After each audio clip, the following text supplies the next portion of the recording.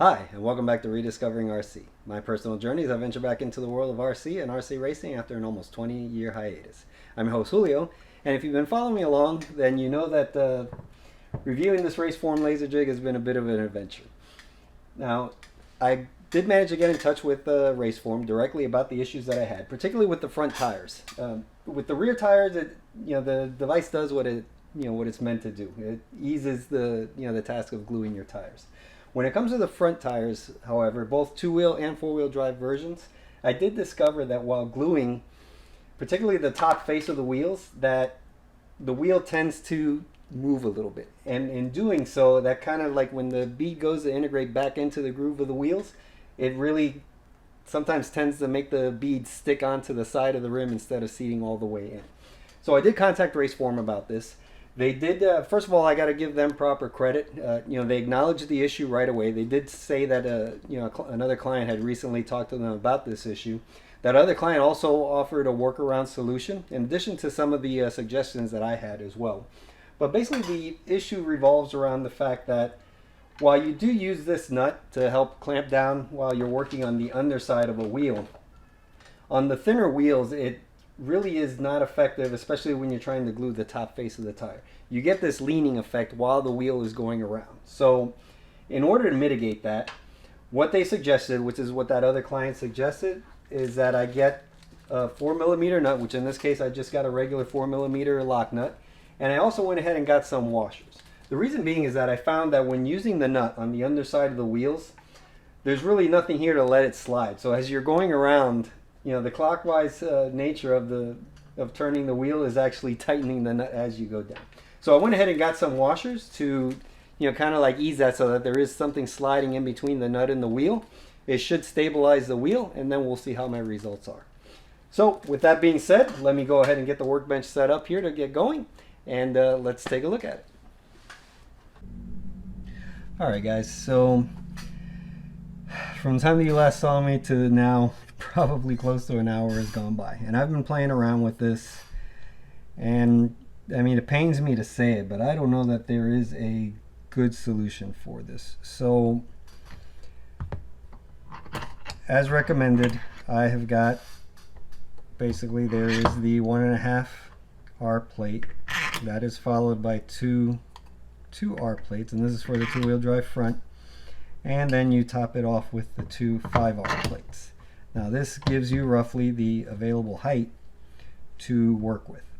So again, the problem that I highlighted is that when you go turning this, as you can see, that it causes an instability here, and as you go around, it really can lead to a bad experience when you go, when it goes back to seat. Now, funny enough, I'm recording now, it is not happening, but it happened to me plenty of times. And really, no, here we go. After going through, you can already see that this didn't quite seat all the way in, and then of course if there's glue there, it's not going to fall back into its place. Likewise, at the very end, it's kind of out of place. So now I gotta kind of ease it back into place. Now it's back in place, inside and out. Let's try this again. So one of the things I did, the lock nut in this case, because it's so close to the end of the thread, is really not a good solution. So I said, wait a minute. I have the threading at the top of this, so let me go ahead and use the washer, because again, I want to eliminate the friction caused by having this up against the wheel. What happens is over time it just tightens down, and it makes it harder and harder to turn. So just got enough thread on there to make a difference here. As you can see, I can still go around rather easily. As I put pressure on here and this starts rolling around, you can also see that there really isn't any movement here. So, but as I'm going around, now look at what's happening. Because in a way, what I'm doing by clamping down on this a little bit, I'm now altering the geometry of this, and this is what you get. So if you're using glue, obviously this isn't going to set in place. You see, it's not going down properly. So I don't know, other short of maybe an analysis of the issue and a redesign on their part for front wheels, honestly, I can't recommend this 10th scale jig for 10th scale front wheels.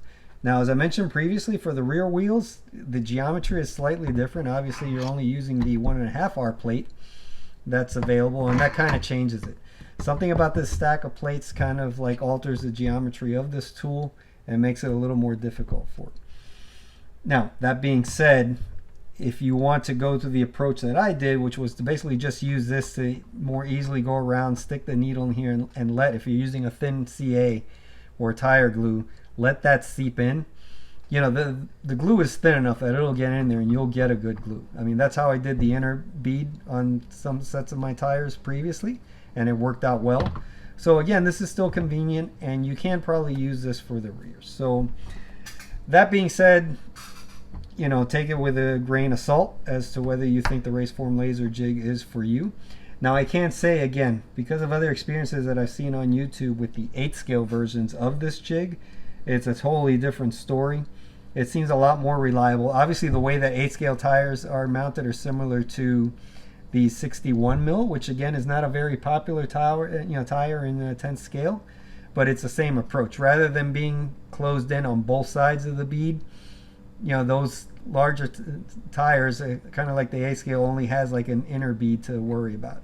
It pretty much just sits flush with the wheel. So again, those aren't very popular tires, and there aren't that many. I know J Concepts has a few, Proline may have 1 or 2. So you have a smaller selection of tires overall for the 61 millimeter, but again, I'm going to stick with your mileage may vary determination on this. And when I do get the 8 scale jig, if I do get into 8 scale, I'll be sure to do that again. But again, based on what I've seen, I think it's a pretty decent approach, and it works a lot differently than this.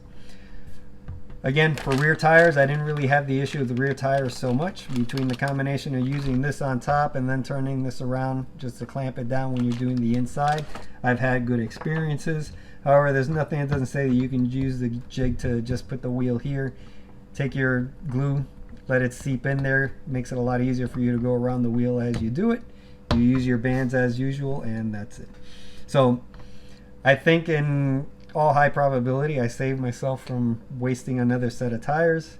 I'm just going to take the same approach that I have been doing to gluing the other fronts that I had, and for the rears I'll continue to use this jig. Now, that being said, I mean, I did go ahead and get a couple of accessories. I haven't like really started racing it, but these accessories are available for this Raceform Lazer Jig. The first up is if you have if you run stadium trucks, there is a separate adapter that goes down in here below the wheel, and this will allow you to adapt this jig for stadium truck tires. So if you want to do stadium truck tires, again, I think if they mount similarly, you know, I'll have to like revisit that and see if it works better with the stadium truck tires, being that they're a little bit bigger and a little more stable. It might have the same effect as the rear tires. So like I said, even though I'm slightly disappointed with this jig, I went ahead and got this. And the other thing, for the carpet racers out there is a separate accessory here that lowers this a little bit so that you can do the carpet wheels. And this is this kit here. You know, it's the carpet tires adapter. So again, it's just you pull this screw out, you replace the part here that's in the middle, you know, put it back in, and again, it adjusts the height of the roller so that you can properly separate the bead of the wheel for gluing those wheels as well. So obviously I haven't done any carpet racing, but if I find the need, again, I'll be buying the wheels, and at least I'll do a dry run on this and see how that goes. So anyways, I hope I know some of you were probably waiting patiently for this. Sorry to be the bearer of slightly bad news. Again, it's not a bad product. It's just has a flaw here, specifically with the front wheel, with regular front wheels anyways, both 2-wheel drive and 4-wheel drive. I had similar experiences. So anyways, if you like this content and want to see more content like it, you know, please remember to like, favorite, comment, and subscribe. Any and all feedback you guys give me will do a world of good towards helping me deliver the content that you guys want to see. So until next time, I'm your host, Julio. Take care.